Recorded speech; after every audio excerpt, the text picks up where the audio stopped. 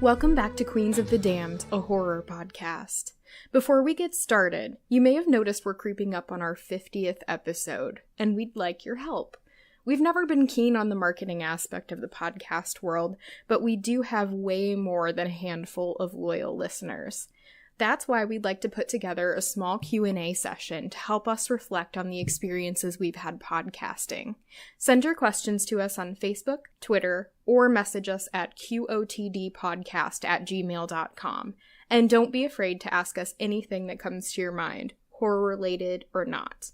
You're allowed to ask us about our favorite horror film or book of the year, or about our pets and our hobbies outside of podcasting, because we're people too. This week, we have a very unique episode to give you, a discussion of the devil in horror literature. Put on your scholarly glasses and your fake horns, and join us for a brief historical overview of Old Scratch's appearances in Lit before we do a deeper dive into 3 of our favorite devilish horror stories.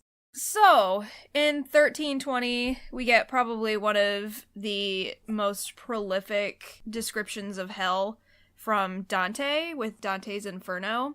It is a very long poem written in Italian in which Dante travels through the 9 circles of hell with the poet Virgil. And at the very base of hell, in the 9th circle, Dante meets Satan, who is in the 4th ring among the worst sinners who are betrayers to benefactors. In the 9th circle, Dante is actually very scared of entering. Throughout the poem, he speaks to a lot of the sinners, but when he enters the 9th circle of hell, he's scared and he hides behind Virgil the whole time, and he's silent before Satan. He doesn't say anything.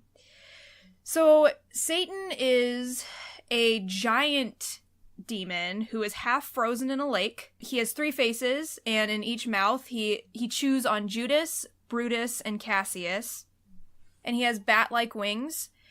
His wings continuously freeze the ice that is at the bottom of this lake that the sinners are trapped in. The winds are also felt throughout other circles. So not only is Satan trapped in the 9th circle, but he is also the cause of them being trapped, because he continuously freezes the lake. And that is Satan in Dante's Inferno. He doesn't play much of a role, but he is there, damn it.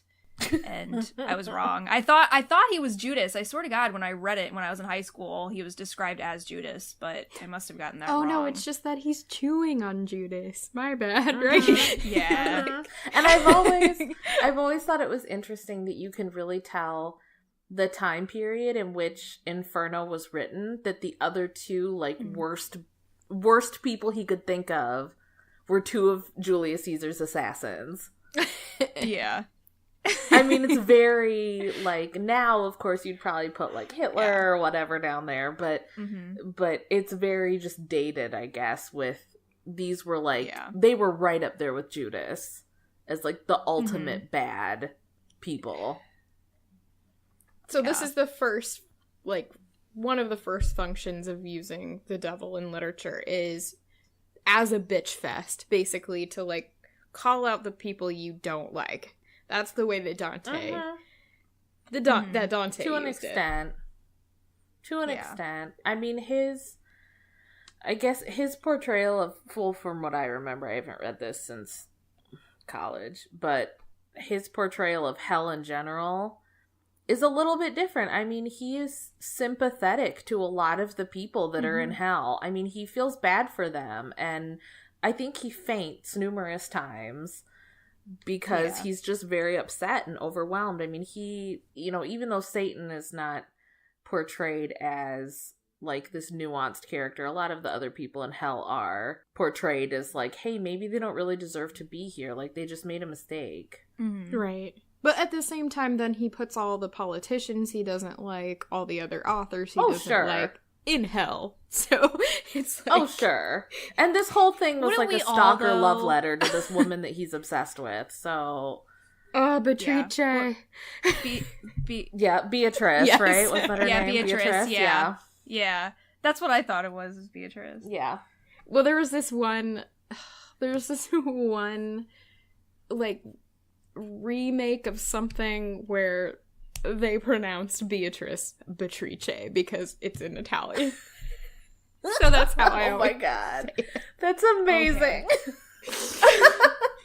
Was that like done as a joke or no, and actually I think now that I'm thinking of it, it was a movie of Hawthorne's Rappaccini's daughter, and the woman was Beatrice in that, but it was in Italy, so they were like, "Oh, Beatrice, if you get a chance to watch it, it's great."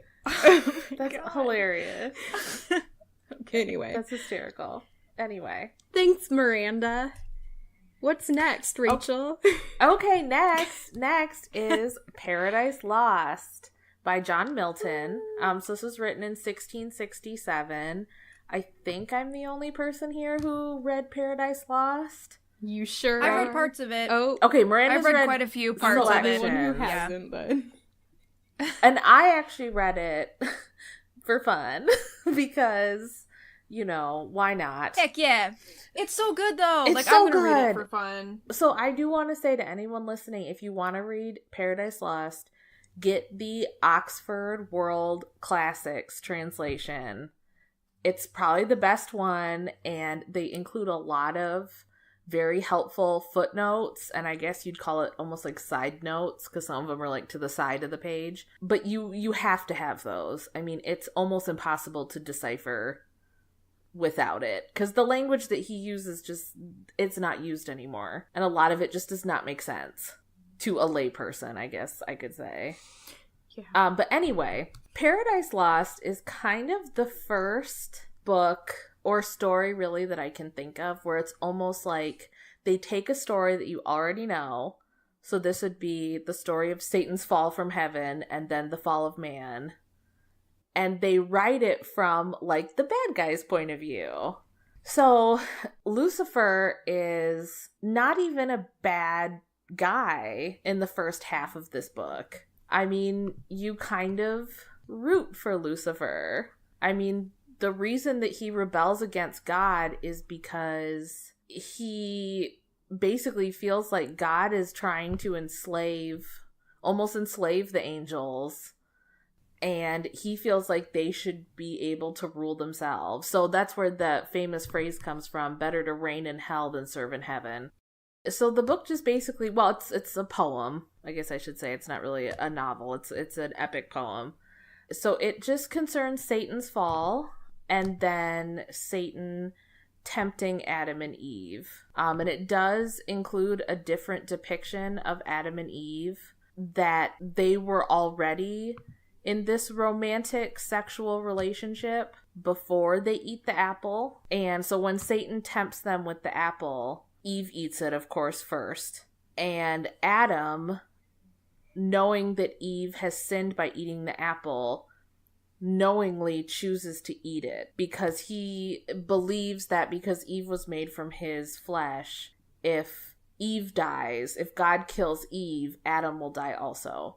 So Adam is really portrayed as kind of this hero, but also as a bigger sinner than Eve, because he knowingly commits sin. Eve just does it because she's tempted.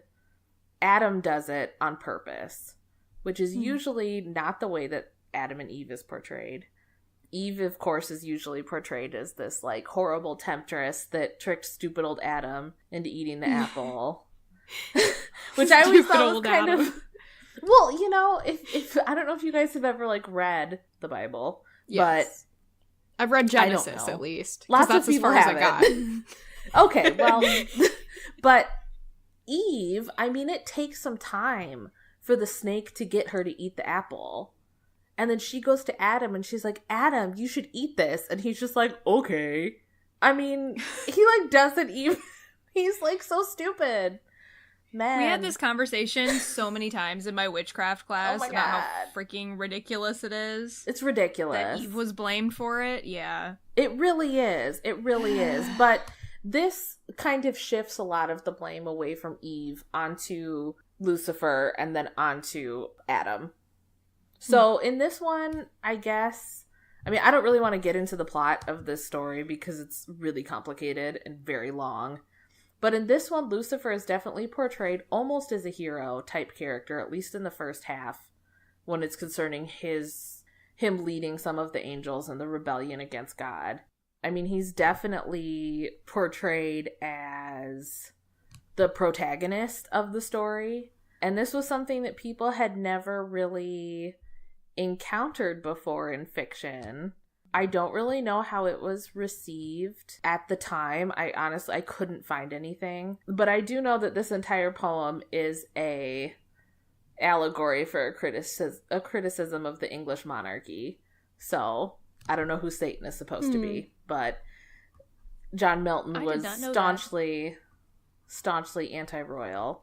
But again, I don't really understand that, having read it, because I'm not a contemporary of that time, and I'm obviously not a Stuart monarchy historian, so I really couldn't tell you in what way it's an allegory. But I do know that it is supposed to be an allegory. But again, this is definitely a book it's so dense that, again, you have to get one that has good footnotes to explain it to you, because you will not understand if you are not like someone who specializes in this kind of literature. But it's really good. I highly recommend reading it. Mm-hmm. They were going to make it into a movie with Bradley Cooper. I don't know what happened to that. What? Who is Bradley Cooper supposed to be? I guess Satan? I don't really know. I feel like it could make a decent play, but not a movie. You know what? He sure was. So, let's see. Paradise Lost was scheduled to be made into an action film in 2012. With Bradley Cooper as Lucifer and Casey Affleck as the Archangel Gabriel. Oh, I wonder why that didn't get made. What the fuck? I feel like this would definitely make a good movie. However, I don't think that Hollywood would ever make this movie. Let me put it that way. Because I don't know if you guys have read His Dark Materials by Philip Pullman, like The Golden Compass. So that took a huge inspiration from Paradise Lost. Huge inspiration from Paradise Lost. And if you notice, when they made His Dark Materials into the Golden Compass movie, they took out all of the religious references, all of the fact that the bad guys in that book were basically supposed to be like the Catholic Church. I mean, they took all that out because they were afraid it was going to offend people. So I can't see them making Paradise Lost where Lucifer is really the hero of the story. I feel like they would ruin it so much. They would. I could see them trying to do an action movie, but I could also see them trying to do a whole Twilight thing. You know, like, here's hot young Satan. Oh my god! Is that a phrase that's ever been uttered in the history of the world? Here's hot young Satan. But I mean, that is something that gets brought up a lot in Paradise Lost, is that, I mean, of course, we all know Lucifer was the most beautiful of God's angels. And he's really, again, I mean, he's really portrayed as this, like, tragic figure in this story. Mm-hmm. I mean, he's not portrayed as this evil devil monster that you see now. So this is one of only a couple of examples. The other one is the story that I'm going to do later, where the devil is kind of the hero of the book. Mm-hmm. So highly recommended. Read Paradise Lost, but you have to devote a lot of time to it. A lot of time. But it is good. I think devil as hero has really made its way into our narratives as a sort of what am I, like a trope? I don't know if that's the but not in an explicit way, not in a like literally the devil is the hero. More in and like we have this anti-hero sort of thing. Exactly. The anti-hero is definitely, I mean, gosh, think of even back to like The Sopranos, you know, Breaking Bad. I mean, you definitely have these anti-heroes, but this is like the literal Satan. Yeah. Then I don't know, it comes down to like when you take it into like humanity and make that the trope, it's like really coming down to, oh, so we're all just not perfect. Okay. And that's where we're getting to at the bottom. Right. Well, and that is, I mean, that's one of Satan's big things in Paradise Lost. with the fall of man is that he really believes that humans should be able to kind of govern themselves and they shouldn't have to be these like slaves to God. Which again is why he led some of the angels on the rebellion, is because he doesn't believe that they should be slaves to God. What an awful idea. Yeah, I mean, if you read like the Church of Satan's like tenets, I guess you'd call them, it's all about like self-determination and all that kind of stuff. It's pretty interesting. So in 1808, Johann Wolfgang von Goethe publishes a 2-part tragic play called Faust. And it's considered Goethe's magnum opus, and it's also considered one of the greatest pieces of German literature. Mephistopheles plays the devil in this. Mephistopheles, I think traditionally, was the devil's right-hand man, but in this play, he is the devil. And he makes a bet with God that he can lure Faust away from righteousness, and Faust is God's favorite human. So Mephistopheles offers Faust anything he wants if he will serve the devil in hell. And after some arguing, Faust finally signs a pact in blood. And basically Mephistopheles does his bidding, people die, and Faust pretty much remains unsatisfied through the whole first act. But he finds himself in heaven because he only broke half of his pact. So, like, this is the beginning, I think, of the idea of Satan as, like, as a tempter of humans to lure them into hell and to steal their soul away from them. Definitely relates to the story that I chose, or the devil that I chose. Is there anything you wanted to say about it, Nikki? It's been such a long time since I've read it. The way I'm familiar with Faustus is I kind of stage managed / did lights for the show when someone had combined both the Marlowe and the Goethe scripts. And in our version, Mephistopheles was a woman, which was awesome.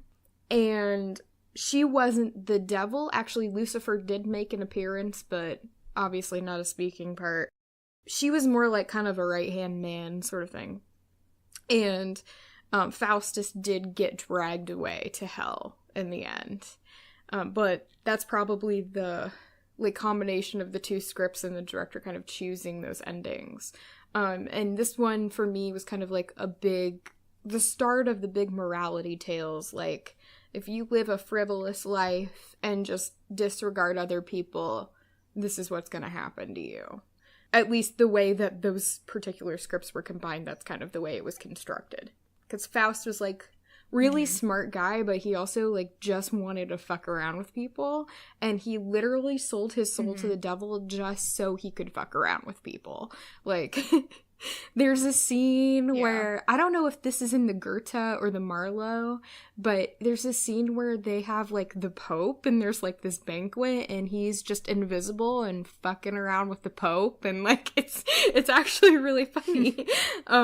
It might. Oh God, I remember. Do you remember that? Is that in the which Goethe? one that is. Or yeah, okay. I can't remember. I don't know. Anyway, it's a really good play, and if you have the opportunity to see it, you should. It's Dr. Faustus. It's Marlowe then. That happens in. Okay, but yeah, it's really great. Are you familiar with it at all, Rachel? Did you ever see it or read it? I've obviously heard of it, but no, I've never read it. It's good. I think it's probably better to see it if you can. Just, like, it's fun to read, but, you know, it's just that experience of seeing, like, you get to, on stage, there's so many different ways they can, you know, do the different demons, because you see a bunch of demons from hell in it. You see Lucifer. We even had, like, a portal to hell in one side of our stage that Faustus got dragged through screaming by all the hopping and crawling demons at the end. So it's definitely, like, more of a visual thing than it is a read on the page. I think I'm the last one. So Faustus might have been the sort of beginning of those morality tales as far as we know, but then there's this sort of like subset of specifically American morality tales concerning the devil. And that starts, as far as I could trace, around 1824, when Washington Irving wrote a story that everyone probably had to read in high school. It was called The Devil and Tom Walker. And it's basically Faustus, but it has a pirate subplot, and it has buried treasure. So you might want to check that out if you haven't before. It's just a short story. And then there was Young Goodman Brown, which was Nathaniel Hawthorne, and that was in 1835, so roughly 10 years later. And it's a much more introspective and less fun sort of story as Hawthorne kind of is in general.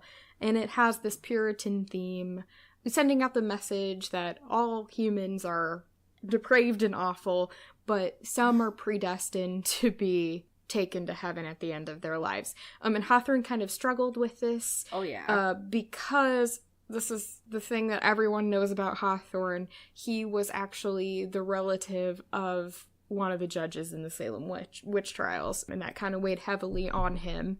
So it's a really interesting, introspective sort of examination of what went on in the Salem witch trials. Some interesting things, like these are all stories, the ones that I'm talking about, it's all a man who goes into the woods one night and comes across the devil, and then madness ensues. But the outcomes are slightly different. With Young Goodman Brown, there's no deal with the devil or whatnot. It's just he ends up seeing his wife and the townspeople in a satanic ritual in the middle of the woods in the night. And the next day he wakes up and can't figure out if he actually saw what he saw. And so he never trusts anyone again and dies a bitter old man. So read that when you're in a good mood. And then the last little short story that was actually based on Washington Irving's The Devil and Tom Walker is one called The Devil and Daniel Webster by Stephen Vincent Benet. And I believe Benet is not that well known of an author. But this is also basically a rehash of Faust and Irving's story with lawyers. And the lawyers defend Daniel Webster once he makes a deal with the devil and bargain for 3 more years before the devil takes his soul. And actually, he wins the trial. And this story addresses a lot of different American themes, but mainly it talks about American patriotism, where because Daniel Webster is an American, he has the right to trial on his land. And that's basically what the devil falls for. These sort of American devil morality tales or ways of dealing with just the awful things we've done and witnessed has actually creeped into our folklore and our reality. There are some things that people claim are true, some legends about people meeting the devil, and one of the most famous ones is the story of Robert Johnson, who was a blues singer. And interesting enough, 1936 was Daniel Webster, and 1936 and 1937 were when Robert Johnson recorded his most famous blues albums. He was kind of a nobody, and he wasn't that great of a guitar player, wasn't that great of a singer, or so the legend goes. But one day, he came back to record, and he was great at the guitar and great at singing, and he became known as one of the fathers of the blues. And it's supposed that Robert Johnson sold his soul to the devil at the crossroads for his skills at playing the guitar. It's actually a really creepy, haunting, sort of Southern Gothic story that I'll link you to an article about it. I've never read either of the books, but I have heard, of course, the story of selling your soul to the devil at the crossroads. Yeah. I don't know if anyone has seen Oh Brother, Where Art Thou? I haven't. But they... Yep, Miranda has. Yeah. Yep. Yeah, they run into that little boy, isn't it? Isn't he a kid? Yeah, I think who so. sold his soul Yeah. to the devil. I think it's supposed to be Robert Johnson as a child, because he's like 12 or 13. I mean, that story is so ingrained in our culture now. It's something, that particular narrative is so uniquely American for a lot of reasons I don't even have time to talk about or research. But that's something that is going to keep going in the story that I chose to talk about today. Like, finally, we're at the stories we chose. But... So if you're still listening, I chose Stephen King's story, The Man in the Black Suit. And it was a short story that was collected in Everything's Eventual, which was a 2002 short story collection. And it's based on a couple things, but it was basically his homage to Nathaniel Hawthorne's Young Goodman Brown. But it has a very Stephen King twist to it, a very Stephen King feel. Actually, what's really interesting about this is not only is it a tribute to that story, but King says that his friend's grandfather really believed that when he was a kid in 1914, he ran into the devil in the woods.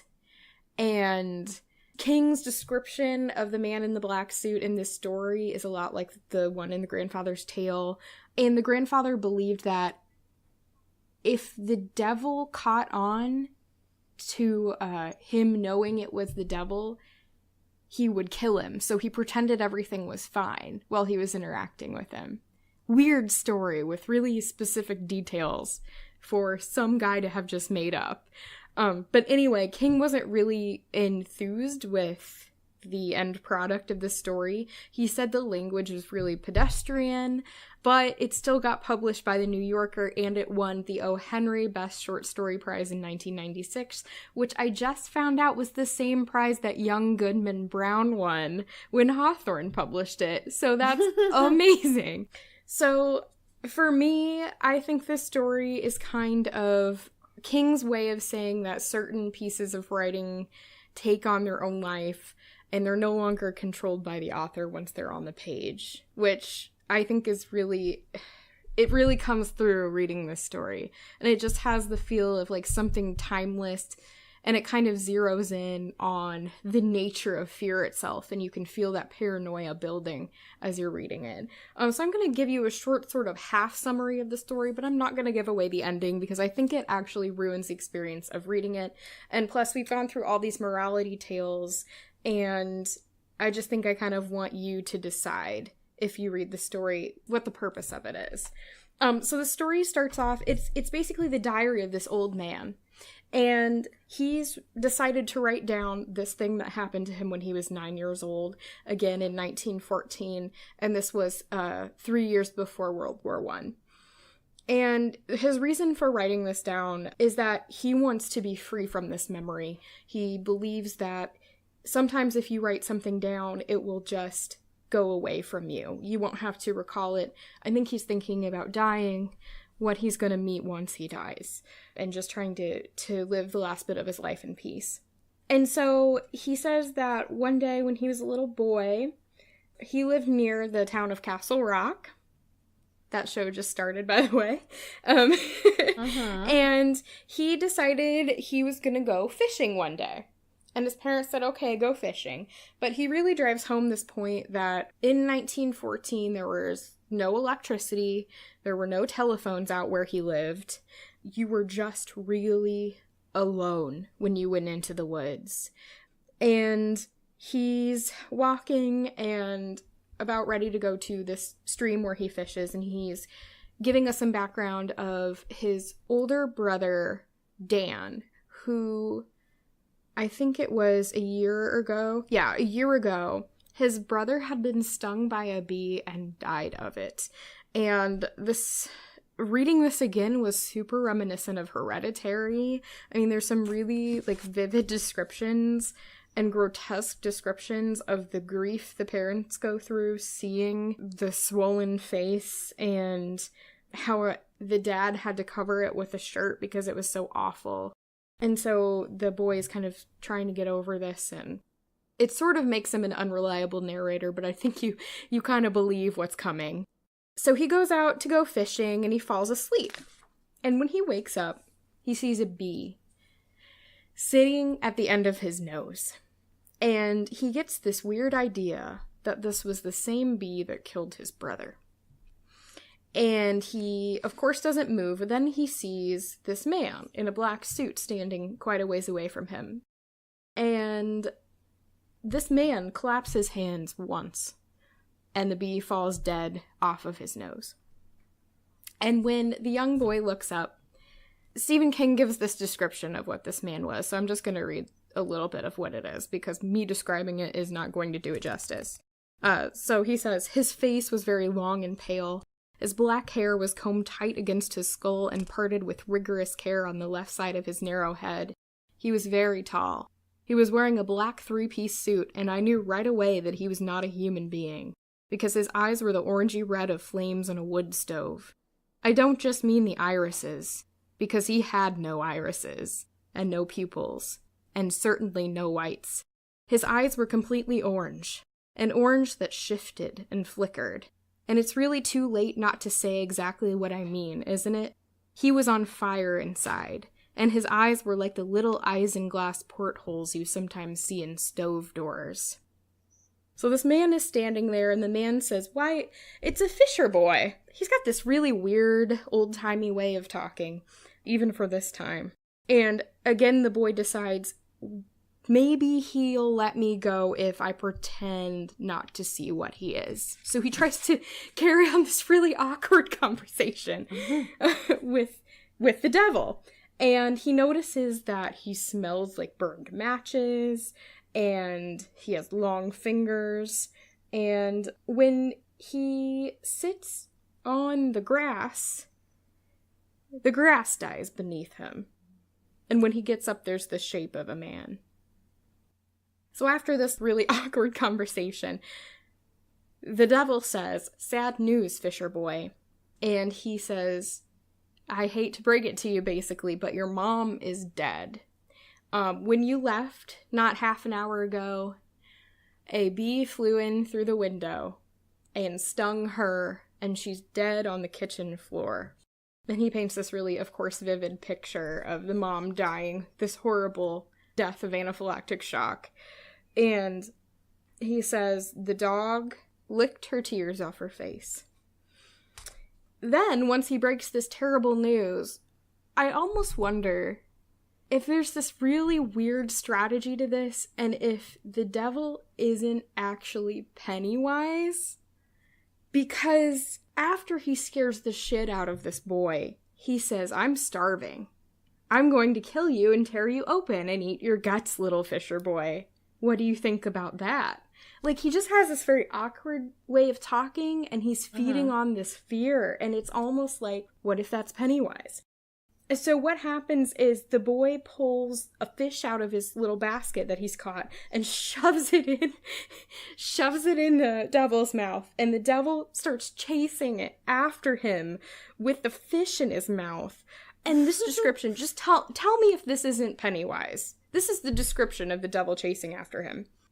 "The mouth of the man in the black suit was like that shark's mouth when it opened, only his gullet was blazing red, the same color as his awful eyes, and I felt heat bake out of it and into my face, the way you feel a sudden wave of heat come pushing out of a fireplace when a dry piece of wood catches alight.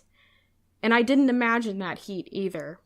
I know I didn't, because just before he slid the head of my 19-inch brook trout between his gaping jaws, I saw the scales along the sides of the fish rise up and begin to curl like bits of paper floating over an open incinerator. He slid the fish in like a man in a traveling show swallowing a sword. He didn't chew, and his blazing eyes bulged out as if in effort." And I'm gonna leave you there. If you want to know, like I said, it's in Everything Eventually. You can also find the PDF online.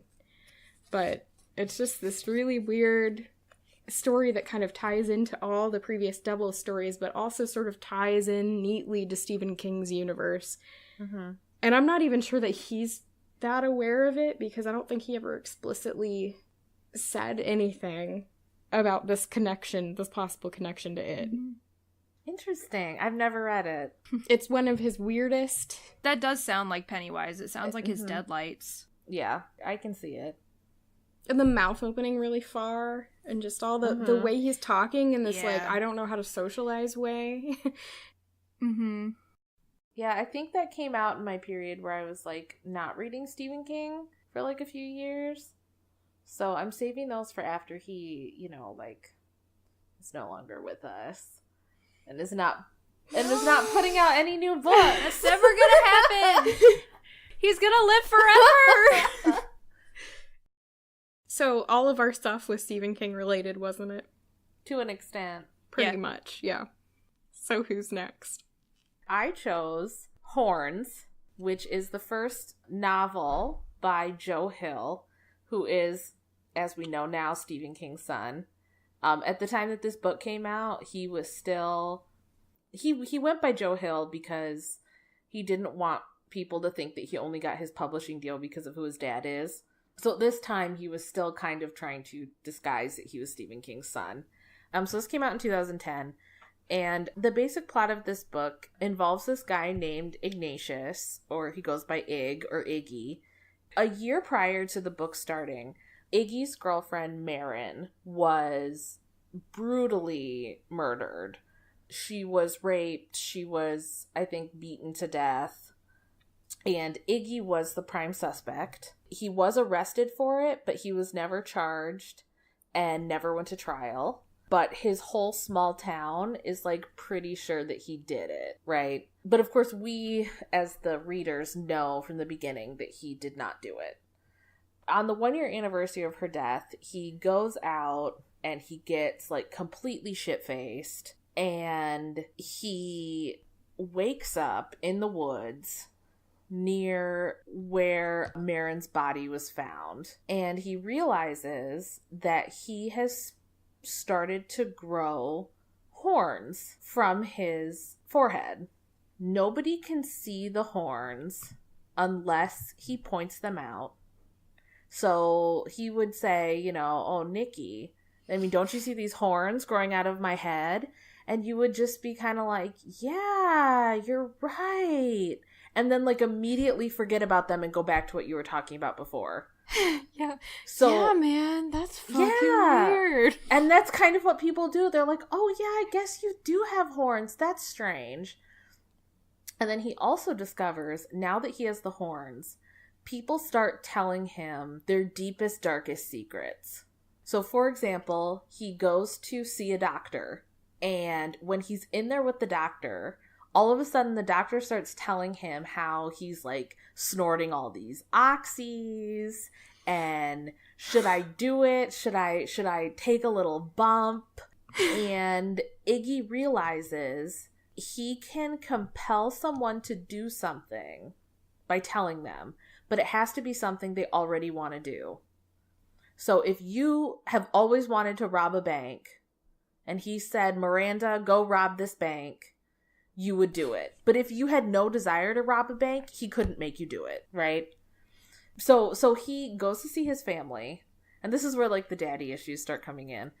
And his father is this famous trumpet player, and his brother is also I'll get into this later, but his brother is also a famous trumpet player, right? And his brother is home visiting.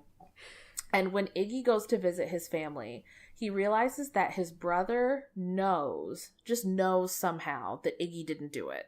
But his parents think that he did do it. And he discovers that his father paid someone to burn down the crime lab and destroy all of the DNA evidence from Marin's crime scene, thereby basically damning Iggy to live in this, like, purgatory of that DNA evidence was the proof that he didn't do it.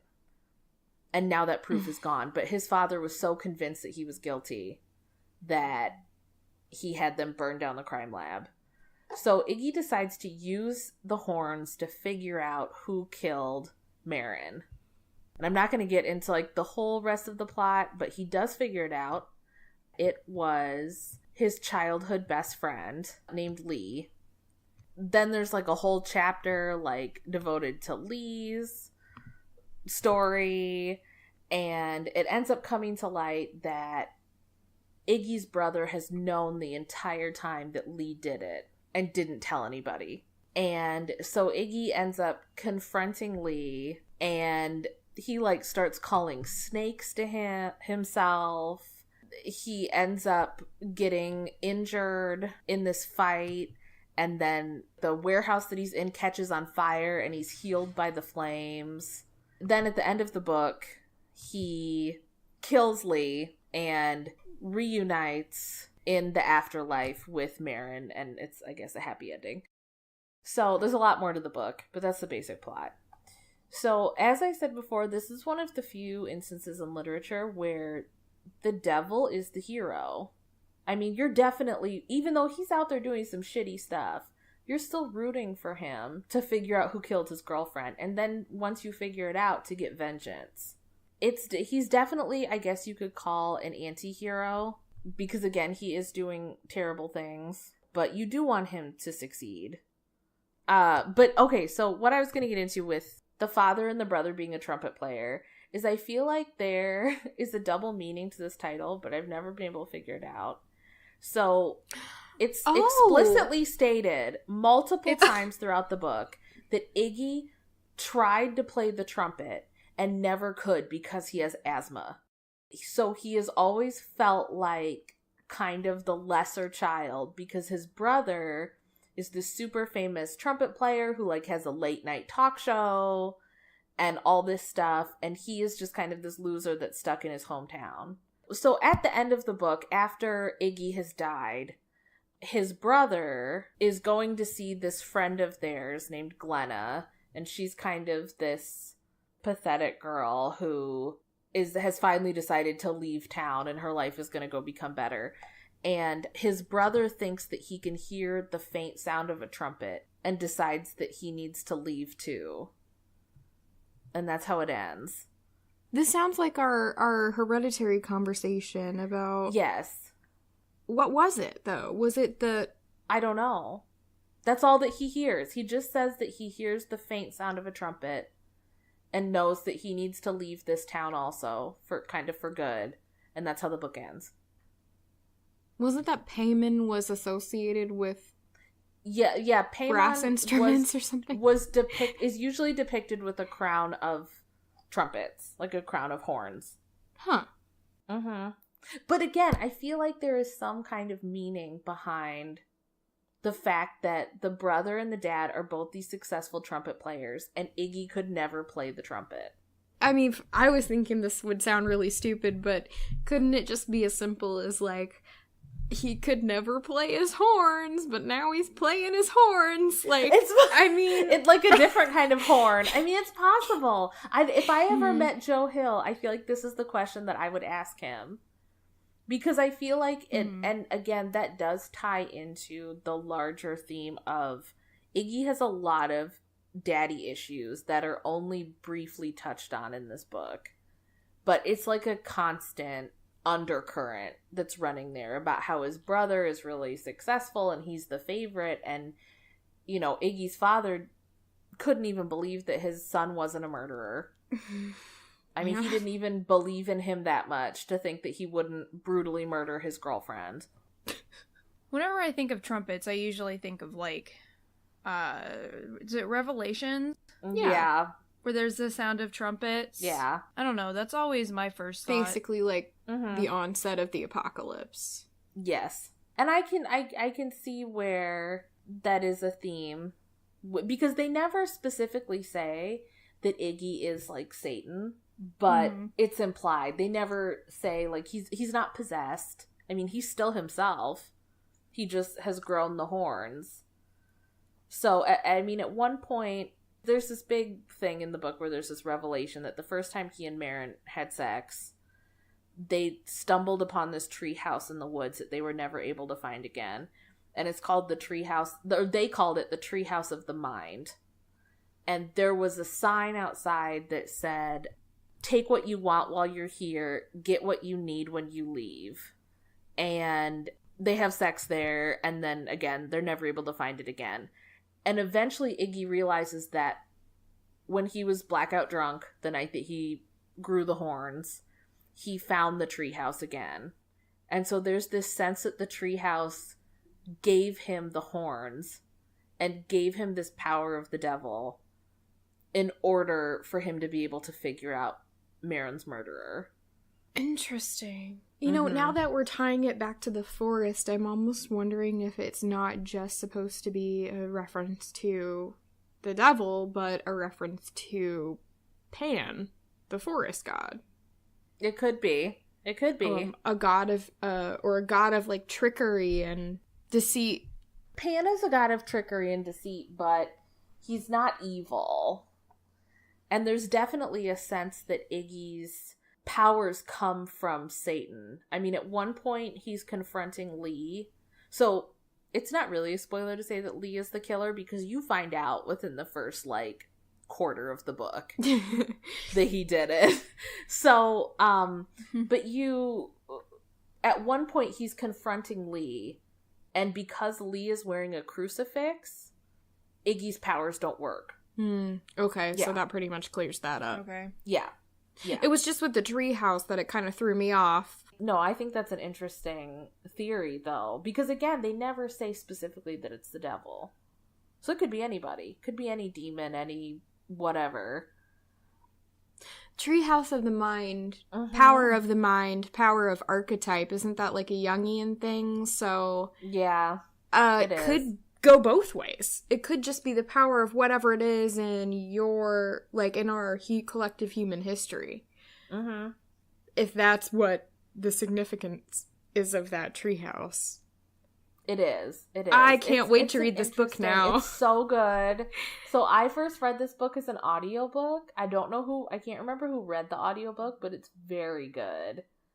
And then I did buy it, and I have reread it. I wrote a big paper on it in college, and it's one of my favorites. It's probably my favorite of all of Joe Hill's books, even though I have liked a lot of his stuff. But this is probably my very favorite. The film was okay. Like, I enjoyed it. I'd watch it again, but it didn't give me that richness that even your description of this. You almost couldn't. I mean, the book is divided into different parts. So the first part is Iggy growing the horns, finding out that his parents think that he did commit the murder, etc., etc. And then the second part flashes back to when Iggy first meets Marin, because they meet when they're like 12, and they've been together for like 8 or 9 years at the time that she dies. And then it goes to like Marin's murder, but only part of the murder, and then it goes back to the present day, and then it goes back to Lee's childhood, where he is raised by this like terrible mother, and like at one point he's in this accident where I don't know, like his head goes through a spike or something, but he lives. Oh my god. Yeah, and then after that happens, he basically begins to believe that he is like God incarnate. He perceives things as God perceives them, that he's above these mortals, and then it goes back to the present day, and then it does the rest of the murder. So, I mean, it's hard. It would be almost impossible to film the whole thing. I mean, you'd have to do like a mini-series. Yeah. Yeah, you would. But I did like the movie. I did like it, and I really thought Daniel Radcliffe was very good in it. Mm-hmm.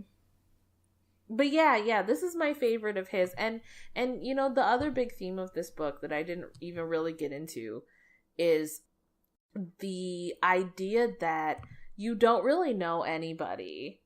I mean, Iggy talks to Glenna, she's kind of his friends with benefits. She's like kind of like the loser. And he doesn't realize how miserable she is until she's forced to tell him how miserable she is. And he, like, goes to see his childhood priest, who he finds out, I think, is, like, having sex with Marin's mother. But, of course, he's a Catholic priest. And, of course, the thing with his parents. And then that his brother knew the whole time that, he was innocent and never said or did anything about it. So it's definitely a smaller theme of the book, but this idea that you only know what people want you to know. You only see the face that they present to you, but everyone has these like secret thoughts and secret selves that we don't show to anybody else. And how disturbing it is for Iggy to have those secret selves come out. I mean, it's not a pleasant experience at first when he's learning these secrets from people. I mean, he doesn't want to know. Yeah, I think that really comes across in the film. I think the best, it's just like him talking to these people and just the shock and of their it kind of reminds me of Liar Liar. in reverse if it wasn't a comedy, if it was a horror movie or a drama. Yes, a little bit like that. Yeah, just this idea that you never really know anybody all the way. I mean, his brother, he's really close to his brother, but he doesn't know his brother all the way. So it's a great book. It's a great book, and it's an interesting depiction of the devil, because again, he's kind of the hero figure. You're really rooting for the devil to win, which I don't think I've ever, even with Paradise Lost, I wouldn't even say that you root for Lucifer, but I don't think I've ever read anything where I'm like rooting for the demon or the devil to win on purpose. I guess there's probably some bad horror movies where I'd be like, just kill her. Just get it over with. But this one, you're like on purpose rooting for the devil. The closest thing I can think of is like the Vampire Chronicles. But that also kind of wrestles with, are we demons? Are we devils? Do we need to have that stigma? Because as far as we know, we haven't seen anything proving we're gonna go to hell. So maybe we're just part of nature. So there's that argument. But, you know, Lestat in the beginning of the series kind of likes to play himself up as, I am the devil, and, you know, I'm the sexy devil, or whatever. And you root for Lestat, even though he's a brat. Yeah. But yeah, it's a great book. You guys should read it. If you guys haven't checked out Joe Hill, definitely check him out. I can see why he didn't want people to know that he was Stephen King's son, because he does write horror, and I think that people would go in with preconceived notions of, oh, well, this is going to be just like Stephen King. Yeah. But it's not. I've never read anything by him that I've thought, oh, Stephen King could have written this. I mean, they're just doing such different things. No. Their writing styles are fairly different as well. Yeah. Sometimes I prefer Joe Hill's writing style over Stephen King. Not all the time, but sometimes it does feel a little bit easier to read. Not easier, but it seems like it flows a little bit better. Miranda, what did you pick? I'm so curious. I don't know what you picked. Okay. So my pick started out with The Stand, but then I like quickly realized, well, he has this like one devil character that shows up in so many of his books. And they're like the same character. So, I'm so excited because I think I know what you picked. So, the most prolific appearance of this devil character in Stephen King's works is from The Stand as Randall Flagg. It's what he's most well known from. So, The Stand is also most well known as the ultimate battle between good and evil. Also, Stephen King's magnum opus. I've even heard some people say that it's some of the greatest fiction ever written, and I would agree, because it's fantastic novel. So, just like a little background for people who haven't read The Stand or haven't heard of it. It follows numerous characters who are trying to navigate their way around a post-apocalyptic America, where an outbreak of a super flu called Captain Trips was released from a secret government post, and it killed, like, the majority of the population. I think, like, 99% or something. There was barely even anyone left over. The interesting thing about this book is that even though it's very clear that it's a battle between good and evil, and it's very clear who stands on each side, you really get to know the characters just as you do in most of Stephen King's books. All of his long books are as long as they are because he characterizes as so much. And each of these characters you get to know so well. And you come to realize that although they're on the good side or they're on the bad side, they each have good and bad attributes to them. So there isn't really that much of a difference between those who are good or evil. But Randall Flagg is the embodiment of evil, even though the people who are involved are kind of somewhere in between. Randall Flagg is very clearly the leader of chaos and destruction and evil in this post-apocalyptic world. Randall Flagg pretty much represents Stephen King's version of the ultimate evil, because he appears in multiple novels and short stories. He changes over time. He never dies. He usually just disappears. And everywhere he turns, he takes peace and he turns it into havoc and destruction. So, a little bit about Randall Flagg's background. At 13, he was delivered to two farmers to learn the ways of man. But he became bored and he burned down their home. He was raped on a trip to find his father, and his father is Merlin or Marilyn, who is a character in the Dark Tower series. He created the prophetic seeing orbs, which Roland finds one in Wizarding Glass. And then Marilyn taught him his dark arts. So in The Stand, Randall Flagg is a dark sorcerer and a servant of what he calls the Outer Dark. He has powers like prophecy, necromancy, and control over predatory animals and human behavior.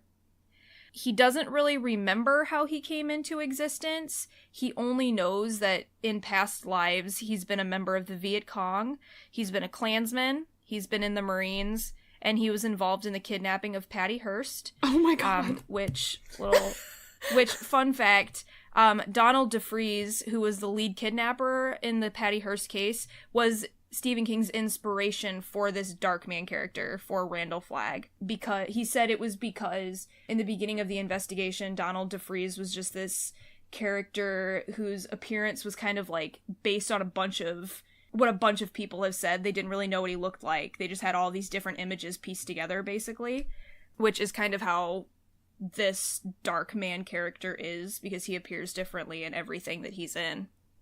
But anyways, Randall Flagg in The Stand also tortures those who disobey him. He actually crucifies a lot of people in the book, and he draws in characters who are interested in tyranny and power. He creates a haven for people very interested in very dark things, simply to overthrow the Free Zone, which is run by Mother Abigail, who is the Jesus type figure throughout The Stand. And that's pretty much his only goal, is to destroy the Free Zone, which is the good side. Air quotes, good side. So I'm gonna give away the end of The Stand. I feel like because it's like an ultimate battle of good and evil, it's very clear that good is going to win. So I don't feel too bad about giving it away. But so Randall Flagg creates a flaming ball to kill a dissenter. The ball actually turns into a giant hand, which they call the Hand of God, and that hand detonates a nuclear bomb. So clearly it was supposed to represent an act of divine intervention. And Flagg ultimately disappears just before the blast, so he doesn't die. But he does reappear on a beach, which I think is the beach Roland finds himself on in the drawing of the three. That could be wrong, but that is my opinion. But that is his character in The Stand, but he also makes an appearance in Eyes of the Dragon, which I have not read, so I don't have a lot of information on it. But in the Eyes of the Dragon, he kind of does a similar thing. He attempts to overthrow the king, and when he does, he throws the country into a dark age, and an arrow is shot into his eye, but he disappears, and then they later find out he survives. It tends to be like kind of the same thing over and over for Randall Flagg until he gets into the Dark Tower series. The Man in Black, or Walter O'Dim, or Martin Broadcloak, whatever you want to call him, is this dark man, this Randall Flagg RF figure. So the Man in Black is a really important part of the Dark Tower series. He's like the main villain of the first half. But he assists the Crimson King in the destruction of the Dark Tower, which the destruction of the Dark Tower destroys, like, the entire universe, every single world, everything. And he is also the court magician of Gilead, which is the town that Roland is born in. He's the main villain, as everybody knows as they read it. But anyways, other appearances in Stephen King's works, he's mentioned in Salem's Lot. He's possibly he who walks behind the rose in Children of the Corn. Obviously, he's in the Dark Tower comic books. He's in Hearts of Atlantis as Raymond Fiegler. Basically, in any of Stephen King's books, if you see a character who's the villain, and their initials are RF, that is this Randall Flagg Darkman figure. Yeah, he is in Heavenly Shades of Night Are Falling, which is a short story. He is mentioned in Haven, which was a TV series loosely based on the Colorado Kid. And when I say loosely based, I mean loosely based. I never understood what that had to do with the Colorado kid. But anyways, he's also in Gwendy's Button Box, which Stephen King wrote with Richard Chizmar. Richard Ferris gives Gwendy a box which either dispenses chocolates or wreaks havoc or destruction. And Richard Chizmar, or Kismar, I don't know how to pronounce that. He ultimately confirmed that the initials were an indication of his being Randall Flagg. And then there's also, I didn't know this, there is a comic book that is focused entirely on this Darkman figure called the Sorcerer. It's like the Dark Tower series, I think, but from the Man in Black's perspective, which sounds really cool to me. Yeah. But Stephen King said that the interesting thing about Flagg was the idea of the villain as somebody who was always on the outside looking in and hated people who had good fellowship and good conversation and friends. He also once said, I think the devil is probably a pretty funny guy. Flagg is like the archetype of everything that I know about real evil, going all the way back to Charles Starkweather in the 50s. He is somebody who is empty and who has to be filled with other people's hates, fears, resentments, laughs. Flagg, Koresh, Jim Jones, Hitler, they're all basically the same guy.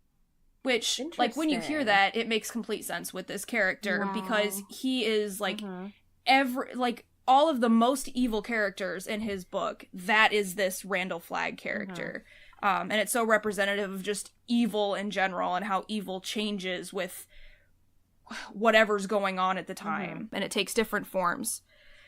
King believes that although Flagg appears differently to everyone, he always has the same message. And that is, I know all the things that you want and I can give them to you. And all you have to do is give me your soul. Yeah. Relates very heavily to Faust and Faustus. And then one more quote, I promise. I thought this one was really good. So Patrick McAleer, who is the author of Inside the Dark Tower series, Art, Evil, and Intertextuality in the Stephen King novels, which I did not know existed until I started doing this research, and now I want to read it. He compares Randall Flagg to the character of Satan in Paradise Lost. So he says, in suspending any disbelief in the possibility that reprisal is a reaction to rape, the life of Flagg becomes one that looks to strike a balance for the sexual crime committed against him. And although Flagg's possible search for justice and balance is that which becomes imbalanced and even prejudiced, the mitigating factor here is that Flagg is not an originator of evil. He is just caught up in its web as another wronged individual seeking justice. Oh, wow. Which I thought that was really interesting because you don't get much of that information. If you read one novel that includes this character, you don't get any of that. You kind of have to piece his story together as you follow him throughout King's works. And he becomes kind of this really complicated character. And I think that in the Dark Tower series, you get a lot about his character. Yeah. And he becomes a little bit more of a sympathetic character, I think, in the Dark Tower series. Not entirely, but he's definitely more fleshed out. But yeah, that's Stephen King's Darkman. And I'm pretty sure he actually said that, like, he came up with this character when he was, like, a teenager. Like, it's been around since he first started writing. I think I remember that there's a poem or something that he wrote called, like, Darkman. Yeah. Oh, wow. Right? Yeah, I have it. Yeah, he sells it as, like a art book. Okay. With the poem. It's really cool. That is cool. It's really cool looking, but yeah. That is cool. Yep, I didn't mention that one. I don't know why I didn't, but... That's such a good choice. I love The Stand so much. And I've read all the Dark Tower books, so... It's the best. Because, yeah, like you were saying, I mean, I don't think you find out about his, like, childhood until, the last Dark Tower book? Right? So you have to read at least 8 Stephen King books if you read The Stand first, before you even get to his, like, backstory. Yeah. I like that critic's interpretation. He's a pretty complicated character of this character. Yeah. It's kind of like, while you guys were talking, I kind of got to reflect about, okay, so from where does evil come and how can one person completely embody it? Right. Mm-hmm. And then the fact that he said that, look, he's just a product of evil, but he is not evil itself, makes a lot more sense to me. I like that interpretation. Mm-hmm. Yeah, I do too. I kind of like that, like, evil begets evil type interpretation. Mm-hmm. But I think it's so interesting that he has him involved in kind of these, like, terrible movements throughout history. I mean, he's a member of the KKK. He's a member of the Viet Cong. He's kidnaps Patty Hearst, which, okay. And so I think that's interesting that he kind of moves from one evil group to the next. I mean, what makes Stephen King such a good horror writer, is that he realizes he really intimately knows the evil in history and in humanity and knows how to translate that into his stories. It's just, if he didn't have that, he wouldn't be as good. And I kind of wonder, now I have not watched Castle Rock yet. I was going to watch it the night it came out and then was too tired. Me neither.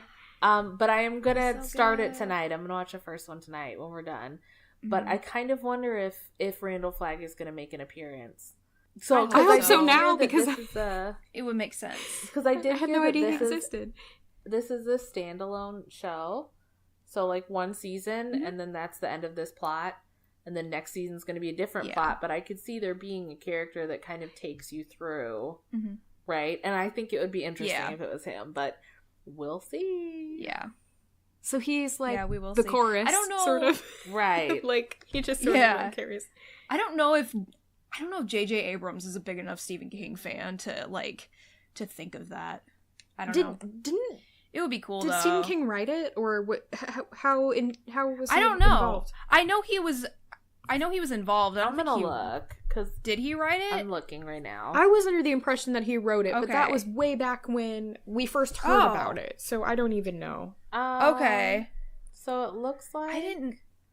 If Wikipedia would ever load, we could find out. Written by. Maybe he did write it. Written by, doesn't say. Oh, he tweeted something about it. Maybe he did write it. He did not write it. I don't know. Okay. He did not write it, but J.J. Abrams also did not write it. He's just one of the producers. Okay. So it's him and J.J. Abrams collaborated on creating the show, but then neither of them are writing it. Well, that might be enough to get some of the more intricate details into the show, especially because it's just a Stephen King universe show as far as my understanding goes, and that means that whoever does it has to have a great understanding of the breadth and depth of his whatever he created. So that's a big task. Yeah. So I'm on episode 4. I didn't finish it today, but I'm really hoping that Bill Skarsgård's character is going to be somehow connected to Pennywise. That really is cool. I don't know. I feel like probably not, but I also would love if Sissy Spacek turns out to be like, Carrie didn't die at the end of Carrie, and she's like living and hiding. Because I just feel like they took these people who are famous for playing Stephen King characters and cast them in this movie or in this show, and so I feel like you have to kind of like get to it at some point. That's what I'm saying, though. Like, I want there to just somehow, like, I can still see it from where I'm at. I haven't finished this episode, but like, I really hope that by the end there's something to do with Bill Skarsgård and Pennywise. Well, and I really want that, because the girl that's in Rose Red, I can't Melanie say her Linsky. name. She's kind of, if I remember Rose Red correctly, she's similar to her character in Rose Red. No, she's the older sister of the girl who's psychic. Oh, is she? I thought she was the girl. Oh. No, she's the older sister of the girl who's psychic. I need to rewatch that movie, clearly. And then, Jane Levy from Evil Dead. Yeah. I know her character's name is Jackie Torrance, which has to be a nod to The Shining. Jack Torrance. So I feel like things are going to start happening. Yeah. And I haven't even watched it, and I'm already like full of theories. So we'll see. But anyway, The Devil in Horror. It's really good. Back on topic. Is Bill Skarsgård in that a lot? In Castle Rock? Is he in it a lot? Oh, good. Yeah. He's like the main focus right now. I have a super big crush on him. So. Oh my god, he's beautiful. I know. Me too. I'm in love with him. Oh my god, I know. So everyone makes fun of me online because I'm in love with the babyest Skarsgård. Listen, that entire family is good looking. Yes. Even the dad. Yes. Like, I'm even sold on the dad. Yes. Like, I feel like he and his wife should have been, like, paid to have kids because, like, all of their children are beautiful, even the ones They're that genetic aren't actors. experiments, I'm sure. Even the ones that aren't actors, like, you can still find their pictures online, and it's like you're a doctor and you're, like, stunning. Oh, It's they're not so fair. Scandinavian. Oh, They're so Scandinavian with those cheekbones. It's just not fair. I know. Also, Bill Skarsgård has the same lazy eye as I do.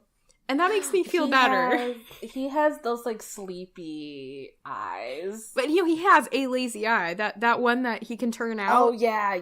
It is his lazy eye. He, like, just lets it drift. And I'm like, I feel you, Bill. I love it.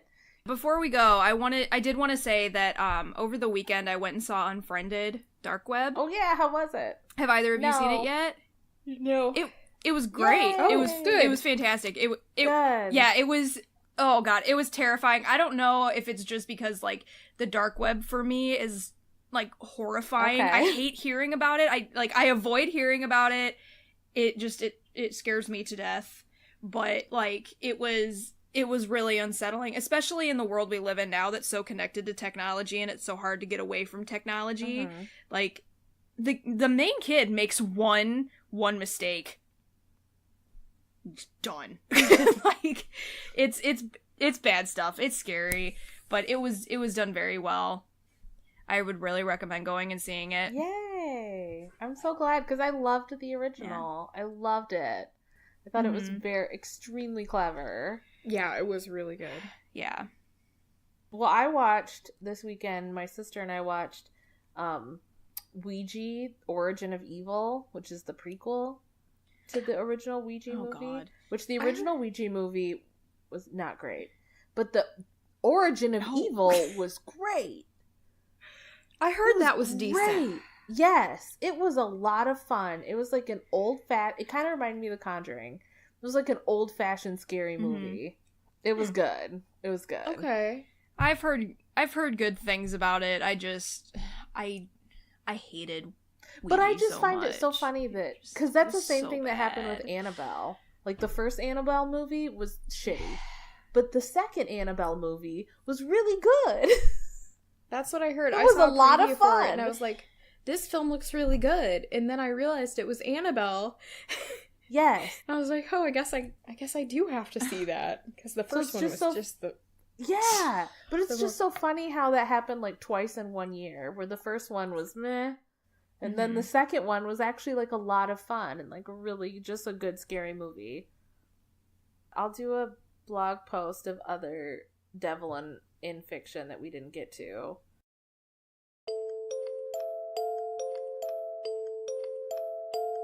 Thank you so much for listening. Don't forget you can follow us on Twitter at QOTD Podcast, on Facebook at facebook.com/QOTD Podcast, Tumblr at queensofthedamnpodcast.tumblr.com, and YouTube at Queens of the Damn Podcast. Don't forget to rate, review, and subscribe on iTunes, and subscribe to us on Podbean, Stitcher, YouTube, Google Play, and TuneIn Radio. You can also follow us on our blog, queensofthedamnpodcast.wordpress.com, to find bonus content and extra information on our episodes. If you would like to donate to our show, you can find us at patreon.com/QOTD podcast, where you can receive special perks as a listener for becoming a monthly patron. If you would like to make a one-time donation, you can send it to QOTDpodcast@gmail.com on PayPal. Donations are greatly appreciated. They improve the quality of the show and go towards the production of future merch along with a new logo. We'll see you next week.